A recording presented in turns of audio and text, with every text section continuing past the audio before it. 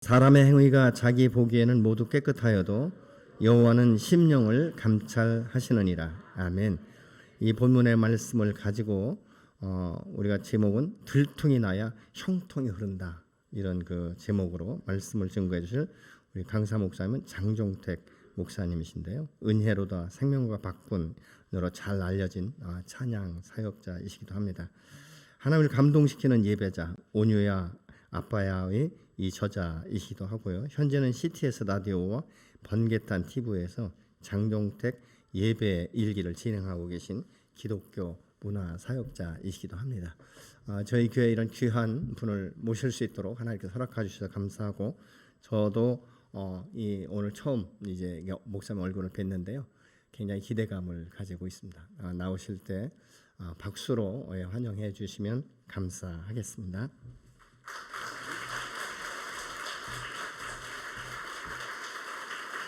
네, 여러분 반갑습니다. 네, 제가 이렇게 강단에 서면 좀 당황해하는 분들이 계세요. 저 스님 아닙니다. 네, 오늘 말씀을 준비하면서 또 새로운 분들도 오신다는 이야기를 듣고 제 간증을 하는 것이 좋겠다 싶어서 준비를 했거든요. 몇 년 전에 저희 가정에 죽음이라는 바람이 불었습니다. 제가 딸이 셋 있는데 그중 둘째가 희귀병에 걸렸습니다. 그래서 서울에 가면 고려대학병원이라고 아시죠? 거기에 입원을 했고요. 했는데 병명이 안 나왔습니다. 왜냐하면 한국에서는 거의 사례가 없는 희귀병이라. 그래서 우리 교수님들이 그 외국 사례들 그리고 논문들을 찾고 그래서 나온 병명이 뭐냐면요, 그 anti-NMDA 수용체 내염이라는 아주 긴 병명이 그로 밝혀졌습니다. 아마 여러분 처음 들으시죠? 저도 처음 들었고요. 이게 어떤 병인지 잠시 설명해 드리겠습니다. 여자아이거든요. 그러니까 이제 난수가 두 개가 있습니다. 그렇죠? 오른쪽 왼쪽에. 근데 그 난수 위에 기형 종양이 생겼답니다. 몸만 있으니까 저희들은 몰랐죠. 그러면 이제 몸은요 이렇게 된답니다. 자기가 항체를 만든대요. 그 항체가 만들어지면 그 기형 종양을 공격해서 자기가 살아내려고 한대요. 그런데 저희는 항체는 만들어졌는데 이게 이제 기형 종양을 공격해야 되는데 그러지 않고요, 자기 몸을 공격한 거예요. 그리고 우리는 자가 면역 질환이라 그러죠. 이렇게 막 섞인 거예요, 내염이랑. 그러면서 그 항체가 자기 몸을 공격하면서 혈관을 타고 어디로 갔냐면 뇌로 간 거예요. 내려와서 뇌를 공격해서 뇌를 죽였습니다. 뇌사같이. 이게 저희 딸아이의 병명입니다. 중환자실 들어갔고요. 뭐 치료하려고 들어간 게 아니라 연명하려고 들어갔습니다. 그리고 이제 그때 저희 교수님이 저랑 제 아내를 불렀습니다. 드릴 말씀이 있다고. 두 가지를 말씀드려야겠는데, 첫째는 현대의학 기술로는 살릴 수 없습니다 라고 아주 팩트만 저희들이 이야기했습니다.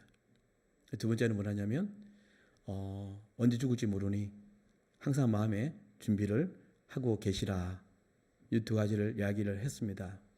완전히 낙담되는 이야기죠. 그런데 저희 딸아이의 몸에 드러난 증상이 두 가지가 있었어요. 첫 번째는 뭐냐면 발작입니다. 이 뇌를 죽였던 항체가 여전히 몸에 가득하고 있는 거죠. 그래서 계속 몸을 공격하는 거예요. 여러분, 뇌가 신경의 중추 아닙니까? 그죠? 예. 다 죽어버렸는데도 몸이 아프니까 몸이 울더라고요.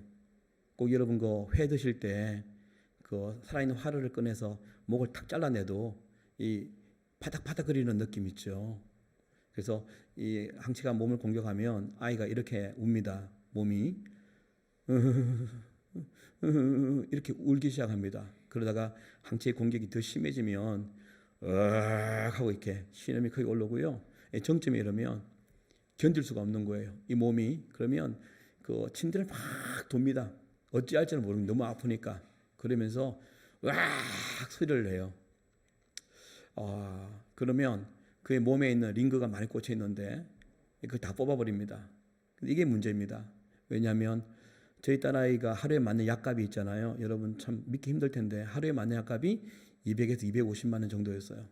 우리 월급을 하루에 맞았어요. 왜냐하면 죽기 전에 안수받던 약들, 귀한 약들, 희귀한 약들을 쓰더냐 그래서 다 쓰시라고, 우리 후회하지 않으려고 그랬거든요. 그러니까 이게 꽂혀 있는데 으악 해버리면 다 뽑아버려요. 그러면 그 귀한 약들이 무용지물이 되잖아요. 그래서 제가 우리 딸이 하면 발작이 시작되는 걸 알고 제가 올라가서 몸을요, 침대에 올라가서 몸을 그 아이의 포개입니다. 이해되시죠? 못 움직이게 하려고. 그리고 제가 두 손으로 그 팔을 꽉 눌리죠. 그렇게 걔는 죽을 만큼 아파서 소리를 지르고 저는 그걸 막으려고 애쓰고 이렇게 하는데 한번 발작하면 짧게 한 2시간 했습니다. 예, 지금 지나간 이야기라 좀 이렇게 쉽게 말하지만 지옥이었습니다. 이것이 첫 번째 정상이었고요. 두 번째 정상은 뭐냐면 제가 오늘처럼 이렇게 하루 집회를 하지만 3일 부흥회를 많이 합니다. 제가 어디를 갔냐면 경남 창원이라고 아십니까? 예, 거기를 갔어요. 갔더니 하루를 집회하고 다음 날 집회 위해서 이제 호텔에 쉬고 있는데 담임 목사님과 장로님들이 찾아왔더라고요. 강사님 쉬면 뭐합니까? 우리 바람 쐬러 가십시다 하고 간 데가 어디냐면 주기철 목사님 순교관이 창원에 있습니다. 경상도에는 주기철 목사님, 전라도에는 손양은 목사님 두 분이 유명한 순교자 계시지 않습니까? 갔더니 좀 너무 놀란 거예요, 제가요. 왜냐하면 이분이 신사참배 반대하다가 고문으로 순교하신 분이거든요. 가니까 고문실이 있더라고요. 그걸 보면서 내가 뭐 손톱, 발톱 뽑는 기계부터 해서 다 있더라고요. 그런데 벽에 고문의 종류가 있어요. 인간이 가장 힘들어하는 고문 1, 2, 3, 4, 5, 6, 7, 8, 9, 10까지요. 근데 첫 번째를 보면서 내가 깜짝 놀랐어요. 사람에게 주어지는 가장 힘든 고문이 뭔지 아십니까? 잠 안 재우는 고문이랍니다. 한 일주일 안 재워버리면 사람 미쳐버린답니다. 저희 딸아이의 두 번째 증상이 24시간 눈을 껌뻑껌뻑 뜨고 있었습니다. 항체가 잠을 못 자게 했습니다. 여러분, 우리가 하루 밤새면 피곤하시죠? 그리고 이제 실핏줄이 터져서 충혈된다 그러잖아요. 저희 딸은 눈을 며칠간 뜨고 있었냐면 20일간 한숨도 자지 않고 눈을 뜨고 있었습니다. 그랬더니 눈동자가 흰자위가 없어졌습니다. 어떻게 변하냐면 분홍색으로 바뀌더라고요. 10일이 지나니까 찐 분홍색으로 바뀌었습니다. 이것이 두 번째 증상입니다.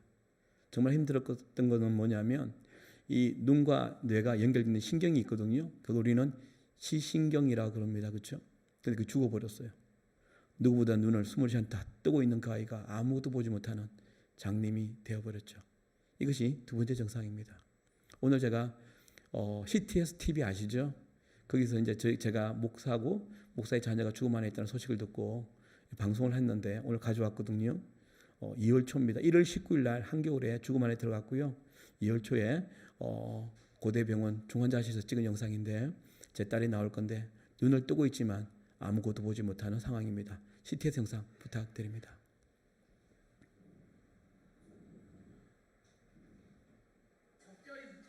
하루에 2번 있는 중환자실 면회 시간. 낯선 이곳에 사랑하는 둘째 딸 온유가 있습니다.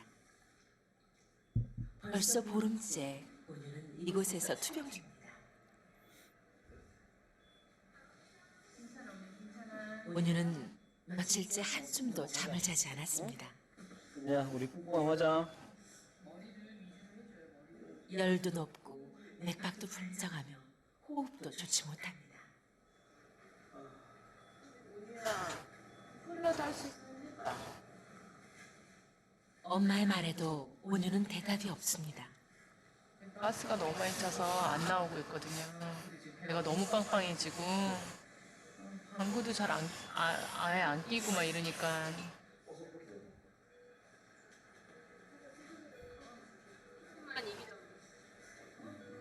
오늘 할 수 있어.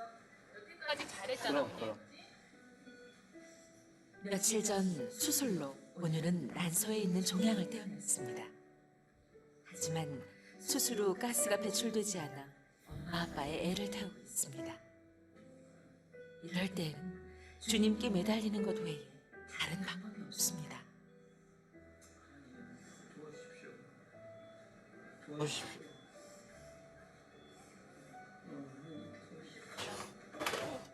주여. 전능하신 하나님께 간구할 뿐입니다.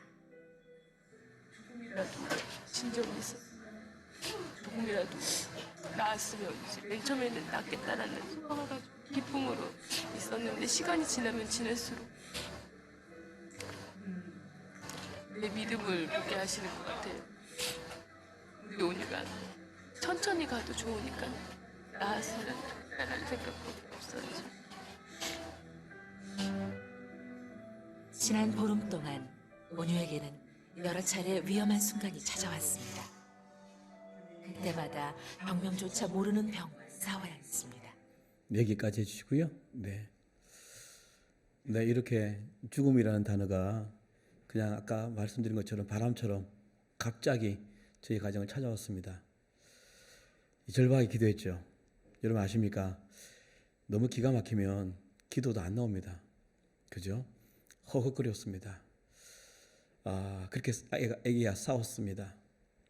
이거 싸우면서 제가 한 가지를 여러 가지 깨닫는데 그중 하나가 뭐냐면 세상은 두 개가 있구나를 알았습니다. 하나의 세상은요, 여러분 사시는 일반 세상이 있고요. 또 하나의 세상은 죽음이라는 저와 제 딸이 있는 그 세상이 하나 있더라고요. 수많은 사람들이 우리의 격려와 위로를 해줬는데 세상이 다르니까 들리지 않더군요. 제가 진짜 걸어가면서요, 저 사람들 세상이 너무 부럽다 했더니 많습니다. 이런 게 있더라고요. 외로웠습니다. 이걸 겪으면서 제가 하나를 또 깨달았는데 뭐냐면, 인생에게 주어진 가장 큰 형벌이 이거 아닐까라는 생각을 했습니다. 그게 뭐냐면, 우리 인생이 살면서 내 자신이 암이나 어떤 무거운 병 때문에 죽음을 맞이하는 것보다 더 무서운 게 뭐냐면, 두려운 게 뭐냐면 자식이 죽는 것을 보는 부모의 심정임을 그때 알았습니다. 그래서 너무 힘들었습니다. 그래서 제 기도가 바뀌었죠.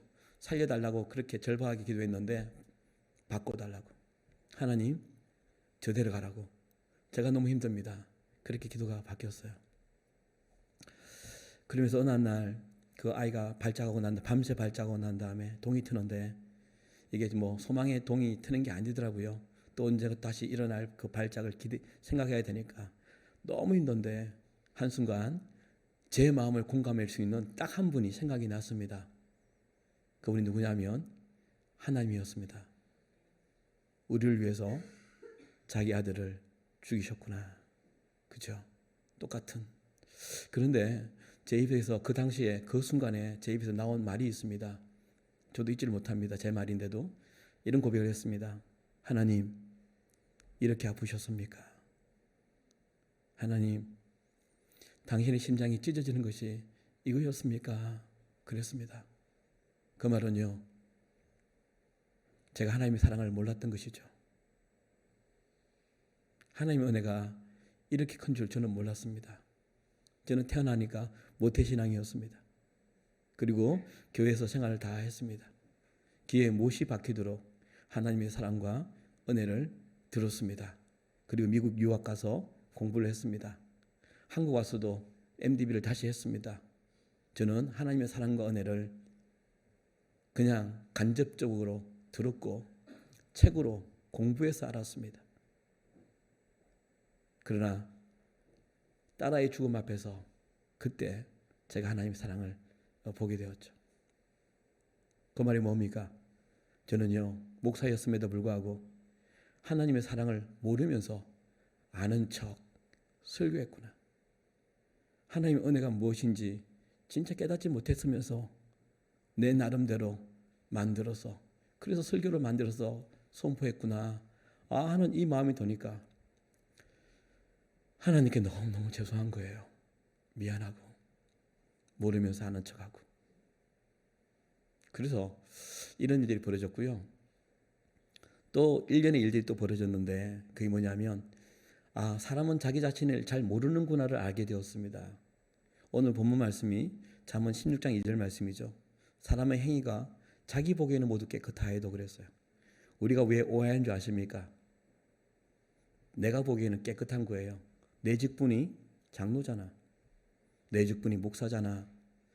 내 직분이 권사하고 집사잖아. 내가 신앙생활을 30-40년 했는데, 내가 몇 대째 예수 믿는 가정에 태어났는데, 교회에서 내가 얼마나 봉사를 열심히 하는데 라는 이런 저런 이유 때문에 자기는 꽤 괜찮은 그리스도인 줄 알고 있는데 하나님은 내 진짜 모습을 알고 계시답니다. 저는 괜찮은 목사인 줄 알았습니다. 그런데 사람은 언제 자기 자신을 보게 되는 줄 아십니까? 사람은 죽음 앞에 섰을 때 그제서야 자기 모습을 보는 것이 실존이구나를 그때 알았습니다. 저는 딸아이 죽음 앞에서 제 모습을 그때 보게 되었습니다. 제 모습은요, 너무 부끄러워서 말하기 좀 하기 힘들지만 참 엄난한 사람이었습니다.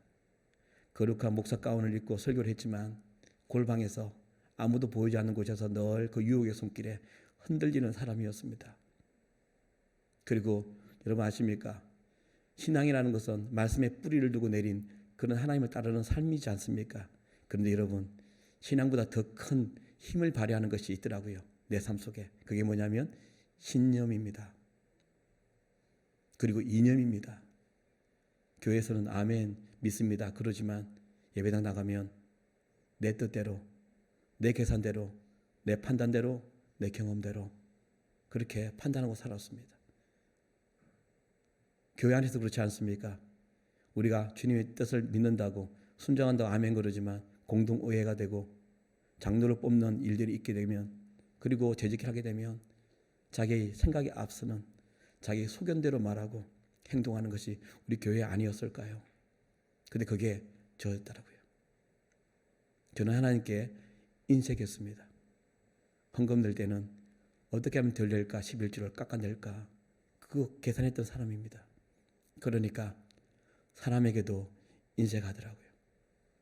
성경은 말하기를 하나님을 사랑하고 네 이웃을 네 몸처럼 사랑해라 했던 자기 희생을 말했지만 한국교회는, 그리고 저는 희생하기 싫었습니다. 그냥 돈 안 되는 것, 말만 하는 것만 그렇게 내뱉었던 것이 저였습니다.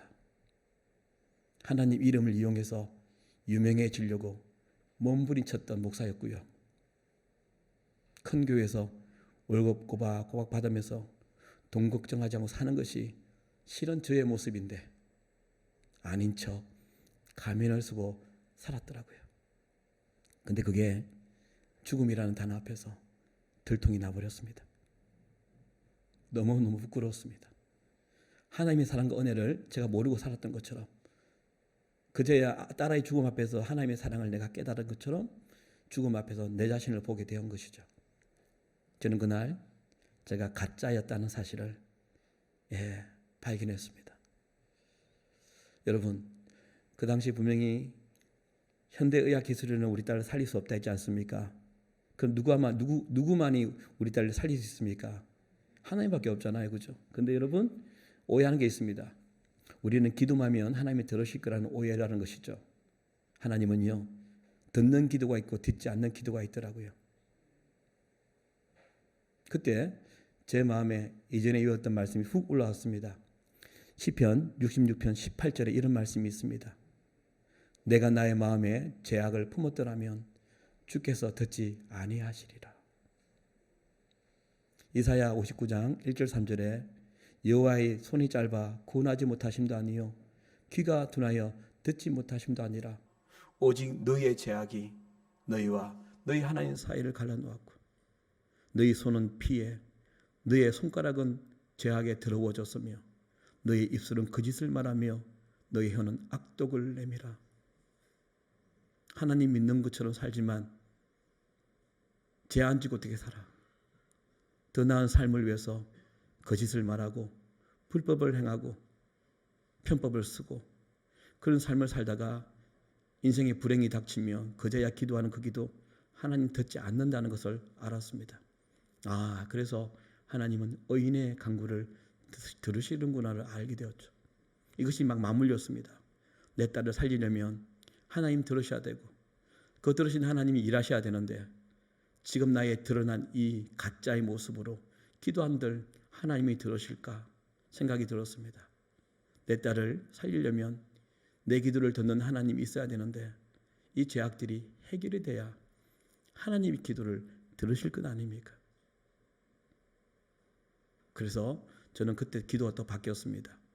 하나님 용서해달라고 끊임없이 제 죄악들을 하나씩 둘씩 끄집어내기 시작했습니다. 결국 저는 딸아이 죽음 앞에서 제게는 큰 은혜가 임했죠. 어떤 은혜요? 들통나는 은혜요. 오늘 저는 여러분에게 도전하고 싶습니다. 혹시 저처럼 직분 때문에, 내가 몇 대째 예수를 믿었기 때문에, 내가 신앙 연수가 얼마인데, 내가 봉사를 얼마나 잘하는 것 때문에 여러분이 혹시 가짜로 사신다면 이 땅을 살면서 하늘의 복을 받지 못합니다. 여러분, 구원은요 모든 사람에게 주어졌잖아요. 그렇죠? 죄인이나 세리든 창녀든 상관없이 우리가 믿음으로 그 은혜를 받아들이면 구원을 받지 않습니까? 모든 사람이 주어진 은혜입니다. 그러나 하나님의 복은요 아무나에게 주지 않는답니다. 그래서 이스라엘은 이전에 뭐라 했습니까? 우리만이 하나님의 선민이라 그랬잖아요. 왜? 우리만 복을 받는다는 거죠. 우리만이 하나님의 백성이기 때문에. 근데 예수께서 오셔서 다 재정립하셨잖아요. 여러분, 하늘의 복은 아무나에게 주어지지 않습니다. 우리 예배당에 이렇게 육체가 앉아있다고 해서 종교행위를 한다고 해서 하나님 모르시겠습니까? 하나님은요 당신이 보시기에 당신의 백성, 당신의 자녀에게만 하늘의 복을 주신다는 거 아셔야 됩니다. 성경에 말하기를 디모데후서 2장 19절에 주께서 자기 백성을 아신다 하며 했습니다. 우리는 하나님을 속일 수 없습니다, 여러분. 그래서 들통나시라고요. 내가 진짜 하나님의 자녀인지 아닌지. 여러분, 우리 노래 이렇게 하잖아요. 오늘도 노래를 불렀지만, 많은 노래를 불렀지만, 주 예수보다도 귀한 것이 없네. 세상 부귀와 바꿀 수 없네라고 말하지만 예배당 나가면 예수보다 귀한 것이 너무 많습니다.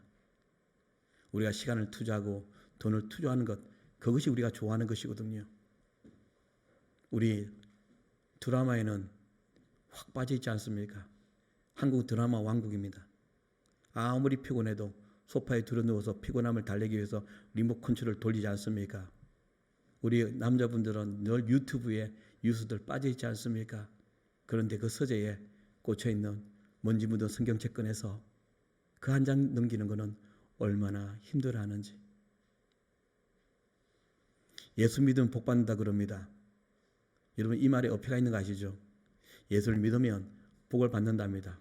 예수 믿으면 애들 좋은 대학 간답니다. 이거죠. 예수라는 수단과 방법을 사용하면 어제보다 더 잘 사는 복, 더 큰 집을 이상하는 복, 승진하는 복, 좋은 대학 가는 복, 좋은 직장 얻는 복, 큰 차 타는 복. 성경은 말하기를 시편 16편 2절에 여호와여 주만이 나의 주님이시오니 주밖에는 복이 없다는데, 예수가 복이라는데 우리는 예수를 믿으면 떨어지는 다른 부가의 복을 바라는 것, 결국 누가 주인일까 하는 생각을 하게 되더라고요. 세상 즐거움 다 버리고 노래했지 않습니까? 그런데 뭐예요? 나가면 핸드폰을 집에 놔두고 나오면 대재앙이랍니다. 아시죠? 이번에도 카톡이 그냥 정지가 되어버렸잖아요. 나라에 혼란이 왔습니다. 갑자기 운전하는 사람이 내비게이션이 꺼져버리고 그것을 계좌이체했던 사람들이 다 하지 못하고, 제가 아는 목사님은 극동방송에 카톡으로 늘 설교를 보내는데 하지를 못하는, 이는 카톡 하나밖에 안 되잖아요. 근데 핸드폰을 집에 놔두고 오세요. 이것으로 늘 음악 듣고 게임하고 이것으로 계좌이체하고 다 했지 않습니까? 유튜브 보시고. 근데 이게 딱 놔두고 오면 금단 현상이 생겨서 어쩔 줄 몰라 하면서 다시 가져오잖아요. 그런데 예수는 내 삶 속에 하루 없다 한들 우리는 거뜬히 살아내지 않습니까? 과연 우리는, 우리의 주인은 누구일까요? 이게 참 중요한 부분입니다, 여러분. 그렇죠? 여러분, 구원은 우리의 재치 혓바닥에 있는 게 아니라 생각에 권한을 하시고 마음과 양심을 감찰하시는 하나님의 주권이라 그랬습니다. 그래서 고린도후서 5장 10절에 이런 말씀이 있죠. 이는 우리가 다 반드시 그리스도의 심판대 앞에 나타나게 되어 각각 선악간에 그 몸으로 행한 것을 따라 다 받게 하려 함이라고요. 여러분, 거짓으로 살다가 가짜 흉내 내다가 주님 앞에 서서 다 드러나면 그때는 이미 늦었습니다. 하나님은 오늘도 우리에게 이 아침에 우리를 돌아보게 만드는 하나의 죽음을 통해서 돌아오게 만드는 긍휼을 베푸신 것 여러분 아십니까? 오늘 잘 오셨습니다. 그래서 여러분 제가 왜 꼭 이야기를 하냐면 여러분 세상에서는요 거짓을 막 꾸미다가 들통나잖아요. 어떻게 됩니까? 도박이나 성매매나 아니면 다른 더러운 죄로 숨기고 살다가 들통나면 감옥입니다. 그렇죠? 예, 그래서 포토라이 앞에 쓰고요. 자기 자신이 부끄러워서 모자를 쓰고 마스크 끼고 얼굴 가리지 않습니까? 인생 끝입니다. 이것은 세상에서 제약이 들통났을 때의 일이고요. 하나님께는 가짜로 살던 우리가 그리스도인 코스프레 하던 우리가 들통이 나면 그제야 하늘의 형통이 흐르기 시작하는 거 아십니까? 그렇죠? 그래서 오늘 새로 오신 분도 계시지만 우리 기존의 우리 성도님들이 과연 나의 주인은 무엇이었을까? 우리의 인생의 희노애락이 그 동기가 뭐였을까? 이거 하나님 때문에 기쁘고 하나님 때문에 슬프고 하나님 때문에 절망하고 하나님 때문에 행복을 누렸는지 아니면 돈 때문이었는지 이거 너무 중요한 부분입니다. 여러분 사람은 죽음 앞에 섰을 때 자기 모습을 본다 그랬는데 저처럼 저희 가정처럼 이런 시련을 당하면서 보게 되는 것은 너무너무 힘든 일입니다. 그래서 저희 가족을 통해서 이렇게 말씀을 전하게 되는 것 같습니다. 여러분 들통나셔서 하늘의 형통을 누리시는 여러분 되시길 바랍니다. 아멘. 그래서 시련은요 하나님의 특별한 은혜구나. 저는 이 딸아이의 죽음을 통해서 제가 가짜였음을 들통나는 그 은혜를 누리지 않습니까? 만약 일이 없었다면 저는 주님 가는 날까지 설교하고 있잖아, 목사잖아, 이렇게 내 욕심을 채우는 그런 삶을 살았을 것입니다. 오늘 시간이 너무너무 짧아서 참 마음이 참 안타깝습니다. 제가 최대한 지금 줄여서 하는데요. 저희는 한 달 반 그렇게 정말 지옥 같은 삶을 살았습니다. 그런데 한 달 반이 지나서 어떤 일이 벌어졌냐면 고대에서 중환자실에서 나가라 그러더라고요. 왜냐하면 더 이상 할 게 없답니다. 별의별 걸 다 했는데 그때 한 달 반 들어간 치료비만 하더라도요 1억 6천이 나왔거든요. 역시 돈에 민감하시군요, 여러분. 농담이고요. 하여튼 큰 돈이 나왔는데도 불구하고 포기였습니다. 더 이상 못한다. 그런데 이게 설상가상으로요. 저희 딸이 또 온유거든요. 그 죽음 안에 들어갔던 애가 온유인데 온유의 동생이 있습니다. 그 아이가 6살이었는데 얘가 또 다른 심각한 병에 걸린 거예요. 그 병이 뭐냐면 소아 우울증입니다. 병원에 오면 언니 죽어 있죠. 발작하죠. 집에는 아무도 없잖아요. 부모가 이렇게 병원에 매여 있으니까. 그래서 우리가 돌보지 못해서 우리가 아는 그러나 걔는 모르는 이 집에 이틀, 이 집에 3일, 저 집에 5일 돌려막혔습니다. 이 어린아이가 모르는 사람과 밥 먹고 잠을 자고 우울증이 온 겁니다. 정말 심각한 병이랍니다. 그래서 저희 교수님이 둘째는 포기하시고 셋째를 살리라고 이런 일이 된 거예요. 둘째를 살리기 위해서 고대병원을 갔는데 한 달 반 만에 둘째는 포기하시고 막내를 살리라고. 그래서 아내는 3월 16일 날 제 막내를 데리고 집으로 갔고요. 저 혼자 남았습니다. 그래서 그 아이와 실험을 하는 중에 3월 20날입니다. 딱 2달 되는 날 새벽 1시에 이 아이가 엄청 발작이 심했습니다. 그날 특별히 좀 심했습니다. 두려웠습니다. 혼자서 그걸 막 해내고 있는데 그날 엄청난 일이 터져버렸습니다. 이 엄청난 일을 나도 모르게 아내에게 보여주겠다 싶어서 동영상을 찍었습니다. 그 새벽 1시에 있었던 일들 제가 영상 가져왔거든요. 영상 1 부탁드립니다. 예수님?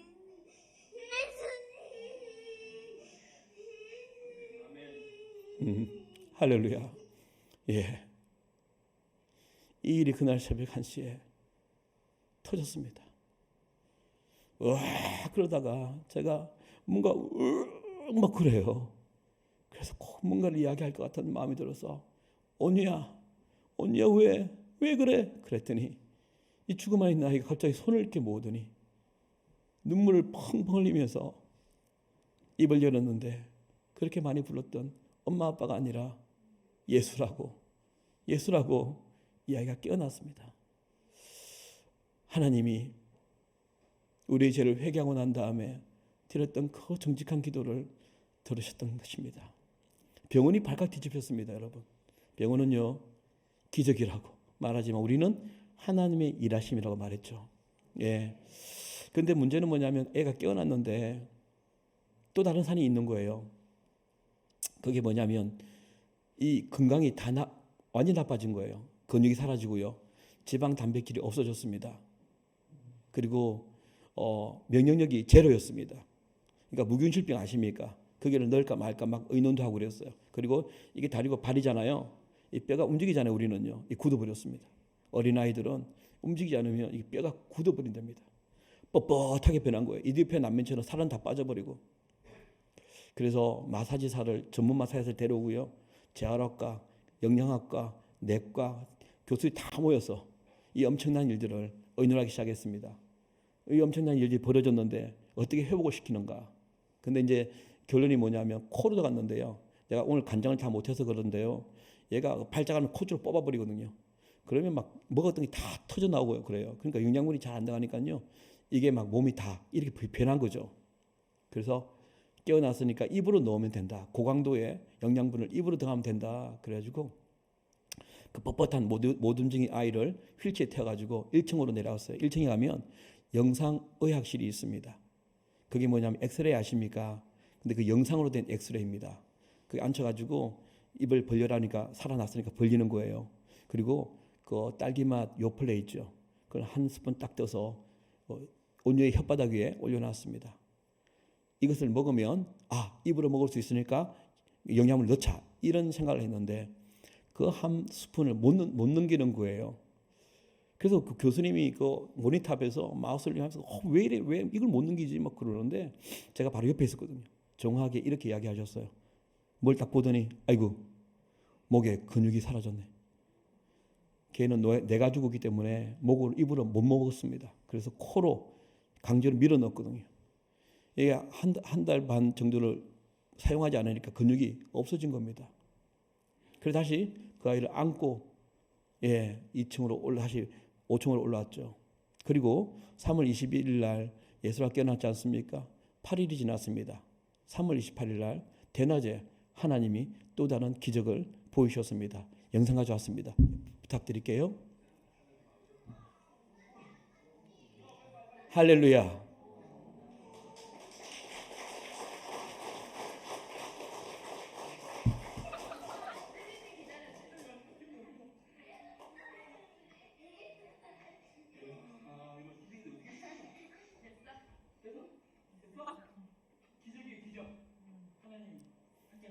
아멘.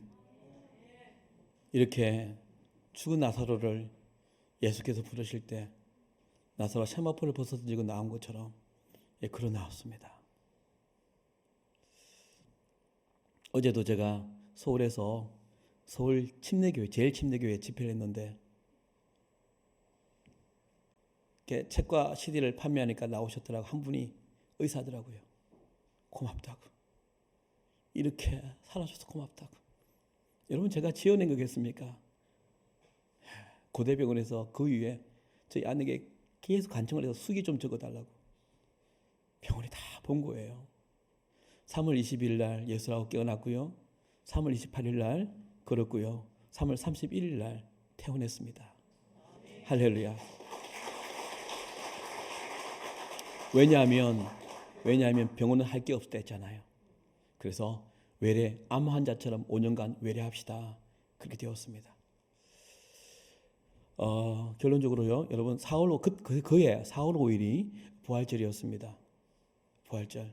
제가 3월이 사순절이잖아요. 제가 하나님께 미친 사람처럼 기도했습니다. 하나님, 예수를 사신 당신이 나의 하나님 아닙니까?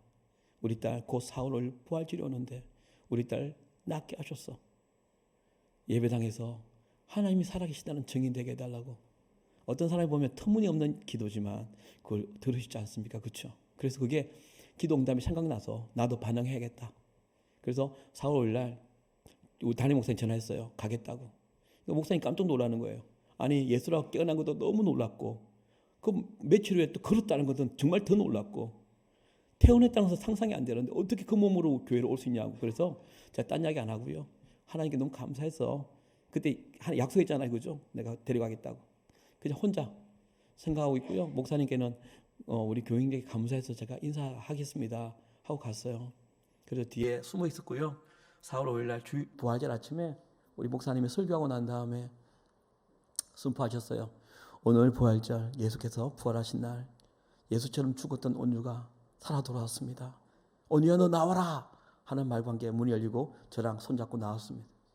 그때 우리 교인들이 막 박수를, 왜냐하면 여러분 진짜 기도하면, 진짜 중보 기도하면 그 사람이 형편이 되잖아요. 그렇죠?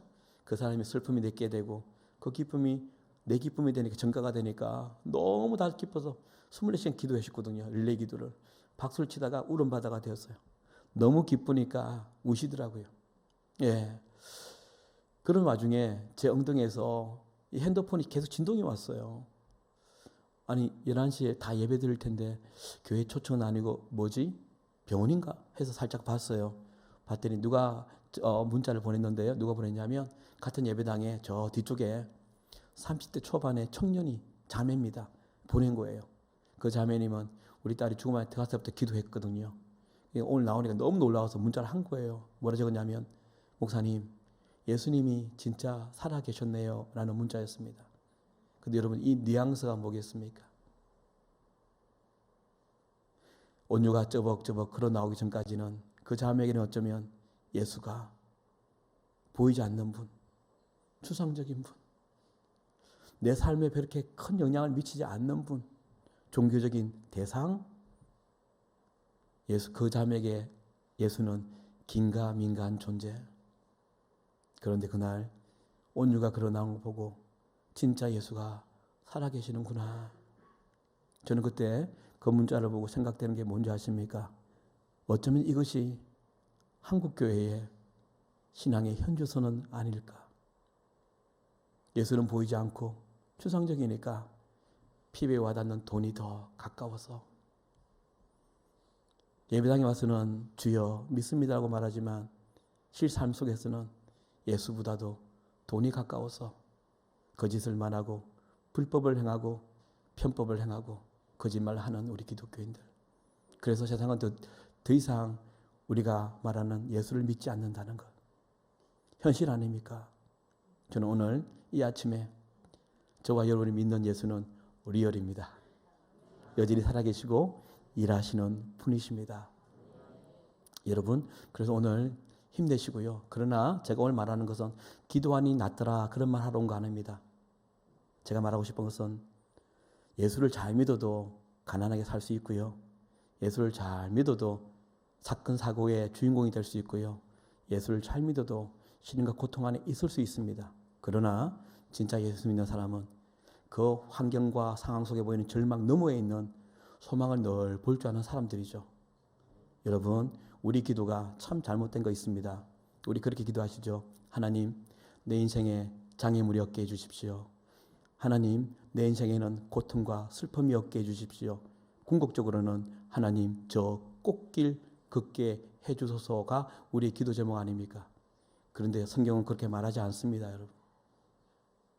예수를 믿으면 이런 일도 벌어집니다. 히브리서 11장 33절에서 38절에 있는 말씀인데요. 예수를 만났던 사람들의, 믿음의 사람들의 이야기입니다. 이렇게 되어 있습니다.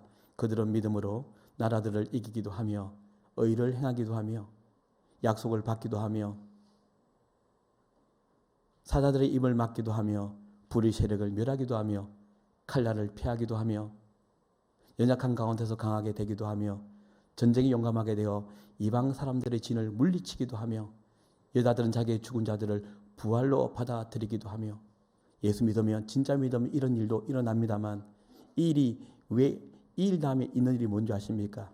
또 어떤 이들은 더 좋은 부활을 얻고자 하여 심한 고문을 받되 구차히 풀려나기를 원하지 않았으며, 또 어떤 이들은 조롱과 채찍질 뿐 아니라 결박과 옥에 갇히는 시련도 받았으며 돌로 치는 것과 톱으로 켜는 것과 시험과 칼로 죽임을 당하고 염소와 양의 가죽을 입고 유리하여 궁핍과 환난과 학대를 받았으니 이런 사람은 세상이 감당할 수 없는 자라고 고백합니다.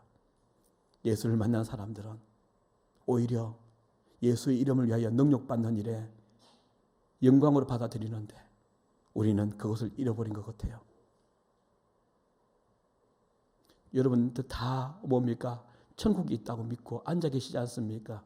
그 천국에 들어가려고 앉아 있지 않습니까? 그런데 우리 삶을 보면 천국보다는 이 땅에 발을 딛고 있기 때문에 노후 대책이 더 중요하지 사후 대책은 여러분 우리 딸 100세 시대에 90년은 더 살 나이 아니었습니까?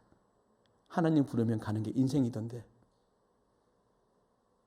언젠가 다 그때 내가 되면 내가 회개하고 돌아가면 되지라고. 근데 그날이 오늘일 수 있는데 그렇죠? 그래서 여러분 힘내시라고요. 우리가 함께하는 그 주님 진짜 만나면 더 좋은 부활이 있기 때문에 천국이기 때문에 그 소망이 더 커서 어떤 상황에서도 감사하고 찬송할 수 있는 것. 세상 사람들은 눈에 보이는 상황과 현상 때문에 환경 때문에 늘 흔들리지만 예수 믿는 사람은 그렇지 않다는 것. 그렇죠? 그래서 우리 오늘 모인 우리 회중들은 어떤 상황에서도 감사할 수 있는 그래서 고맙습니다. 감사하는 이 고백이 넘치는 우리가 되기를 바랍니다. 아멘, 아멘, 아멘. 그래서 저와 여러분 믿는 하나님은 예수님은 여전히 살아계시고 우리 꼭 한 날 그분 뵐 겁니다. 그때를 위해서 이 땅을 예수의 제자로 살아보십시다. 우리 그랬잖아요. 좁은 길 우리 내가 매일 기쁘게 순례길 행함은 주의 발이 나를 안부하며 성령의 계시네 좁은 길을 걸으며 밤낮 기뻐한다고 했지 않습니까? 그런데 돌아보면 좁은 길이 싫었지 않습니까? 왜요? 불편하고 미련하고 손해보는 길이라 우리가 그래 살았던 것 같습니다. 그러니까 예수 믿지 않는 사람들이 우리 보면 더 독해. 돈이 개입되면 더 지독해. 우리 고백과 삶이 달랐던 우리라면 한번 오늘 생각해 보셔야 되는 것이죠. 그래서 좁은 길을 기쁘게 걷는 우리 되기 바랍니다. 여러분 구원받는 자가 걸어야 할 길들은 좁은 길을 아십니까? 구원은 받기를 원하는데 늘 넓은 길을 선호했던 우리가 오늘 돌아서는 논란이 있기를 바랍니다. 여러분 마지막으로 마태복음 7장 13, 14절에 그랬습니다. 14절에 좁은 문으로 들어가라. 멸망으로 인도하는 문은 크고 그 길이 넓어 그리로 가는 자가 많고 생명으로 인도하는 문은 좁고 그 길이 협착하여 찾는 자가 적음이라 했습니다. 근데 우리는 뭡니까? 구원은 받고 싶지만 멸망으로 가는 넓은 길을 선호했다면 우리는 생각해 보셔야 되는 것이죠. 저는 여러분들이 오늘 저나 여러분들이 들통나서 하늘의 형통을 누리는 놀라운 시간이 되길 바라고요. 오늘 처음 오신 분이 있다면 여러분 우리가 잘못 살아서 너무 죄송합니다. 우리 예수의 도를 따르지 않고 우리 신념으로 살았기 때문에 이런 일이 벌어졌습니다. 우리가 용서를 구합니다. 그러나 여러분 예수는 살아계시고요. 예수는 여전히 일하시는 분이십니다. 오늘 이 아침에 꼭 예수를 만나시기를 바랍니다. 아멘. 아멘. 그래서 저는 간증을 너무 짧게 했습니다. 너무 죄송합니다. 끝나자마자 제가 대구로 가야 돼서 그래도 노래 하나는 또 하고 가야 되지 않겠습니까? 그렇죠? 그래서 여러분 제가 만든 노래인데 하나님이 우리를 그리 사랑하셨습니다. 그렇죠? 분명히 인간에게 주어지는 가장 큰 고통이 자식이 죽는 것을 보는 부모의 심정인데 하나님이 그렇게 눈물로 우리를 사랑하셨던 거 잊지 마시고요.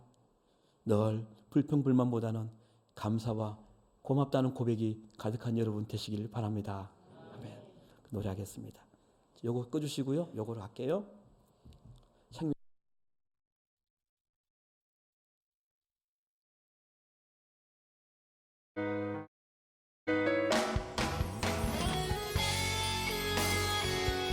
MR 좀 더 주세요.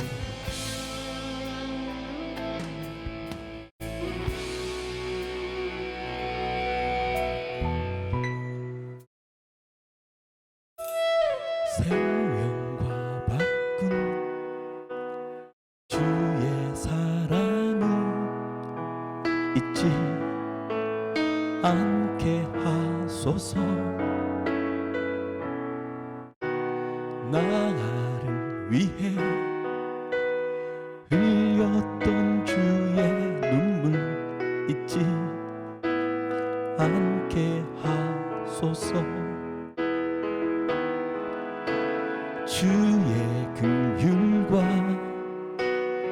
주의 선하심 내가 묵상하오니 내 영혼 위에 베푸신 주의 은혜 잊지 않게 하소서. 감사합니다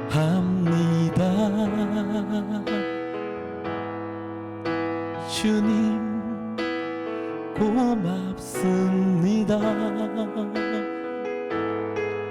그 사랑 때문에 그 눈물 때문에 주 앞에서 예배합니다. 우리 같이 고백할까요? 주님께요. 생명과 바꾼 주의 사랑을 잊지 않게 하소서. 나를 위해 흘렸던 주의 눈물 잊지 않게 하소서. MR 조금 더 올려주세요. 주의 긍휼과 주의 선하심 내가 묵상하오니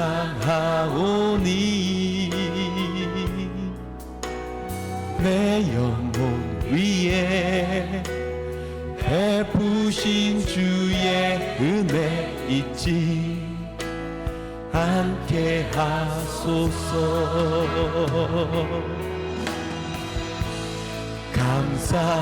감사합니다 주님 고맙습니다. 그 사랑 때문에 그 눈물 때문에 주 앞에서 예배합니다. 좀 더 큰 소리로 감사합니다. 감사합니다 주님 고맙습니다. 그 사랑 때문에 그 눈물 때문에 주 앞에서 예배합니다. 감사합니다 주님 고맙습니다. 그 사랑 때문에 그 눈물 때문에 주 앞에 예배합니다. 우리 그 소리로 감사합니다. 감사합니다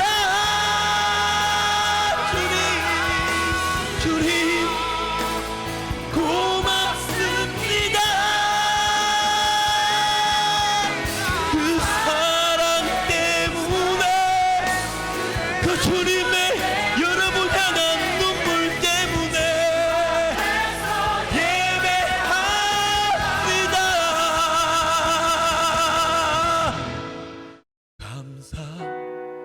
감사합니다 주님 고맙습니다.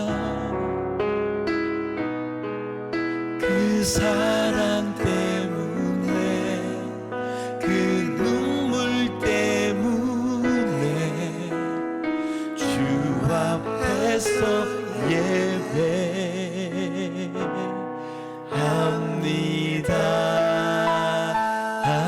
우리 주님께요 온 마음을 다해 감사합니다. 할렐루야. 고맙습니다 하나님.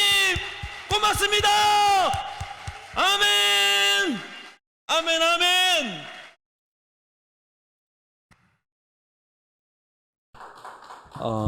집회가 마치면 그런 말 합니다. 그래서 온유는 지금 어떻습니까? 궁금해하는 분 계셔가지고요. 지금 온유는 한 민능력이 한 30%는 올라왔습니다. 여전히 병원에 대학병원에서 검진 받고 있고요. 일상생활 다 잘합니다. 예, 제가 오늘 그래서 사진을 가져왔거든요. 예, 한번 이렇게 한 장 더 있죠? 한 장 더.